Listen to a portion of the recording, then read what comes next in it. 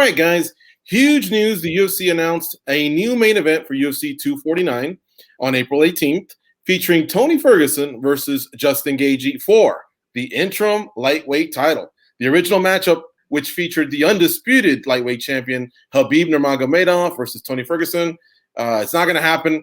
Nurmi's out. He's scratched due to travel restrictions in Russia that did not allow Nurmagomedov to compete. So let's hear your thoughts on the matchup and your thoughts on the fact that it's for the interim title. 3 minutes on the clock. Goes.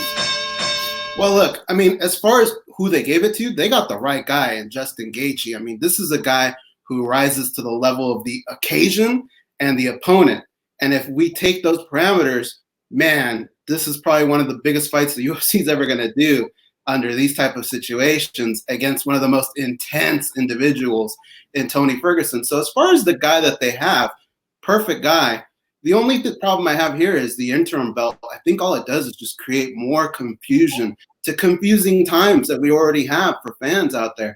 I mean, when you think about it, Tony Ferguson's going to be, he could possibly be the first guy to be like a champ interim and not have a full title. So, I mean, that's a very confusing situation to have to deal with. And I understand why the UFC is doing it.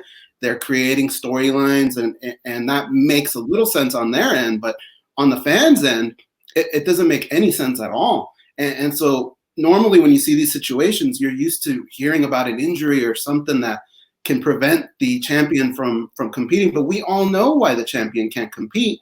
And we know it just comes down to a little bit of a timetable. And he's been very clear, Khabib has, about being able to come back once Ramadan's over. He just needs a little time and he's right back at it. And I believe him. So interim, I just think it's confusing.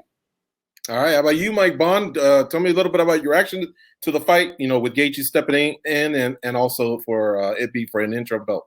Yeah, I think in terms of the actual fight, this was definitely the best option. I mean, you could tell me any day of the week, Tony Ferguson is going to fight Justin Gaethje, and I'm going to lose my mind. I mean, that's about as good of a fight in as good of a division as you can get in this entire sport. It's just the entire circumstance of it, the conditions and everything, not ideal with everything that's going on, assuming this fight does in fact come to fruition. So that side of it, a little disappointing. You're going to wonder, no matter how good the fight ends up being, in the back of your mind, like, oh, how prepared really were these guys?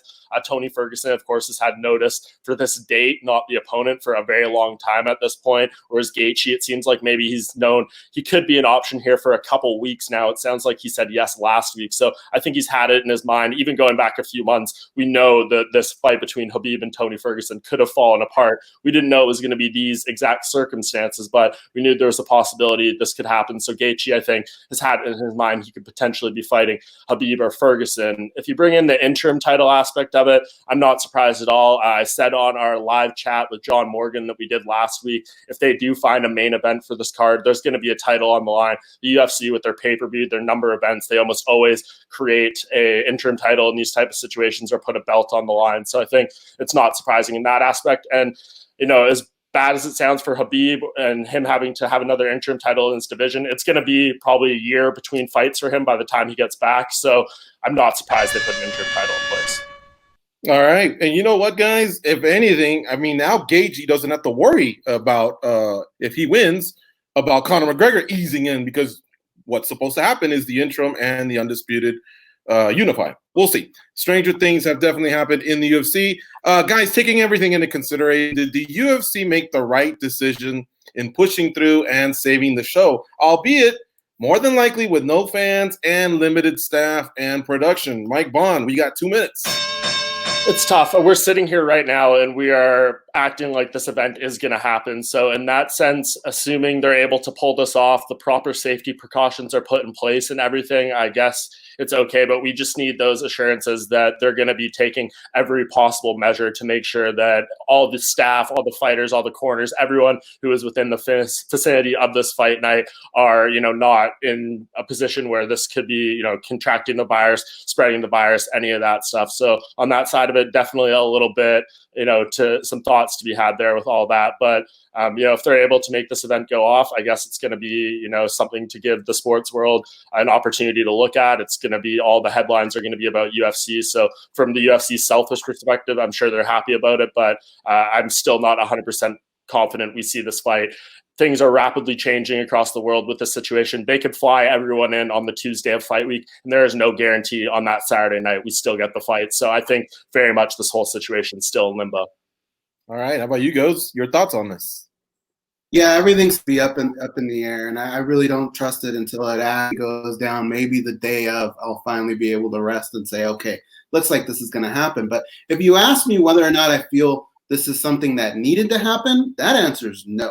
Absolutely not. Right now, I think there are bigger things in sports. We have to concern ourselves with safety, not just of the fighters, but just everyone involved, staff, commission officials. So many people were involved in this. So if you're asking me whether it should happen, I don't think so. But if you're going to make it happen, I definitely would have liked in this little announcement to hear at least one or two things safety-wise that they're trying to do to keep everyone safe.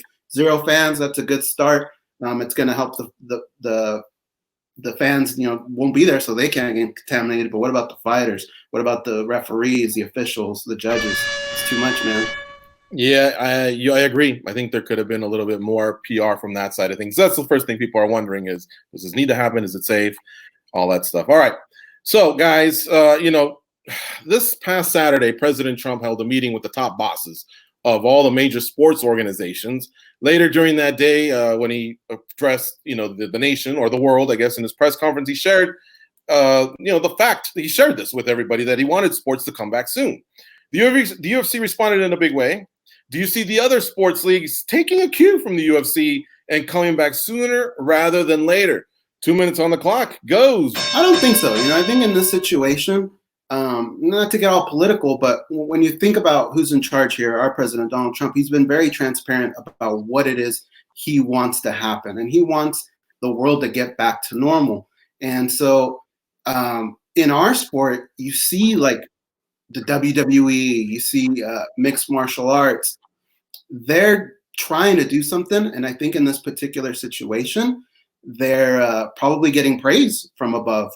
But when you look at the major sports organizations, I don't know that they're going to fall in line, because what they do have on their hands are they have players that have very big salaries that they pay out. And those guys are safe. They don't need to go out there and risk their lives for a fight or a match or anything like that. If Drew Brees never throws another pass for the rest of his life, he's going to be okay. So really, I think so. I don't think they're going to conform like that. Mike Bohn, they were all on the call. Mania kind of was, I don't know, I guess a hit. I'm hearing some good stuff from some people. What do you think? I tend to agree with Goze here.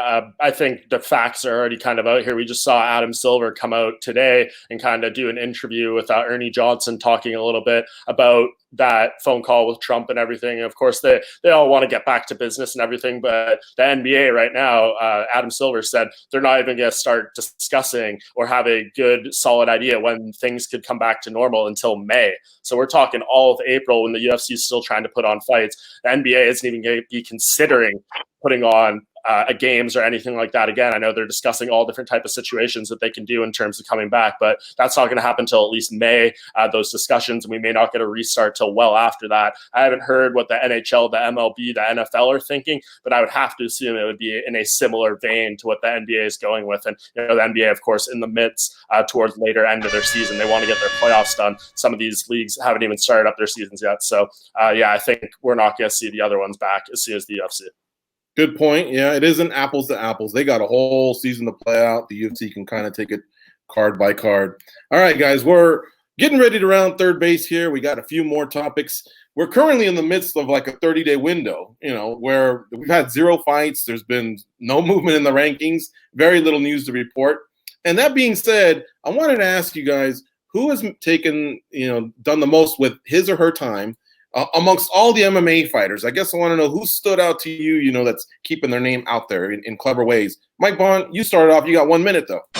Clever ways. I don't know. I mean, if you guys want to go check out Paige Van Zant's Instagram, I think, I don't know if you want to consider that clever, but they're definitely making use, her and her husband, Austin Vanderford, of this quarantine time. But on a more serious note, you look at some of these other people that are out there a lot. Kamaru Usman's doing like Instagram lives every day, talking with other fighters about his situation. It's tough. I mean, I guess who's made the most of it, although he's been very quiet, I guess it's been Justin Gaethje. He just went from, not being involved with this event at all to getting perhaps the biggest fight of his life, potentially being an interim lightweight champion, assuming this goes through. So even though we haven't been hearing much from him over this time, I guess it's Gaethje. Goze, how about you? Sorry, I was closing Paige Van Zant's Instagram.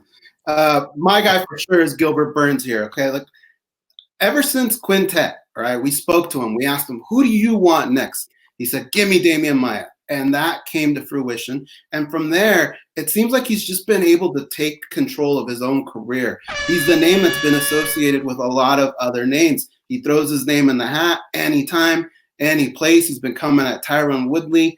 I really like what this guy has done. And the thing is, when you mix in the grappling world and mixed martial arts, he's been getting it done.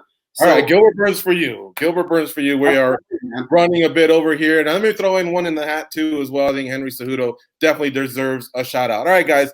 Prior to today, MMA was at a standstill with the threat of COVID-19 still in the air. Now would be a good opportunity maybe for the UFC to make some changes, I guess. What do you guys think behind the scenes? Maybe add a class, subtract a class.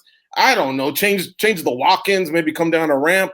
We'll start out. We have 1 minute total. Goze, you go first. Tell me what you think here.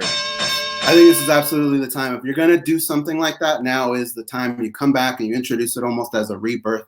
I hope they don't get rid of 125, but if they were going to do it, now would be the time. If you're going to introduce 165, same thing. If you're Dana White, you say, "Hey, you guys backed me into a corner. These are weird times. I'm giving the fans what they want. Here you go. Here's your 165. But the one thing that I would like to see, I want to go back to 3 rounds. Unless it's a number 1 contender match or for a championship fight, I don't want to see these guys put so much miles on their body. Mike Bohn? Interesting. I think I don't think we're going to see anything major like that in terms of adding weight classes or anything. I think the UFC's sole focus at this point is trying to put on events, period, let alone make drastic changes like that. But if we're going to be talking about a situation where they're putting on multiple events, maybe in tribal territory or somewhere where it's not regulated by a specific commission, then that's when you have the opportunity to maybe toy with some things, maybe do open scoring for some fights, maybe implement different rules where it's like knees to the head on the ground or these different type of things. When you're not under the unified rules specifically in a place where commission oversight, the UFC has the opportunity to experiment with in-fight things like that. If they're going to be doing fights like on tribal land and stuff, I say you go that direction, maybe try some things in the actual fights with the rules. Good stuff, guys. All right, shout out to Mike Bohn for stepping in. John Morgan will be back next week. Goze, great job as always. But the MVP, of course, is cold coffee in the background. That's all the time we have for today. We'll be back in 7 days to discuss all the big news of the week here on the Spinning Back Clique.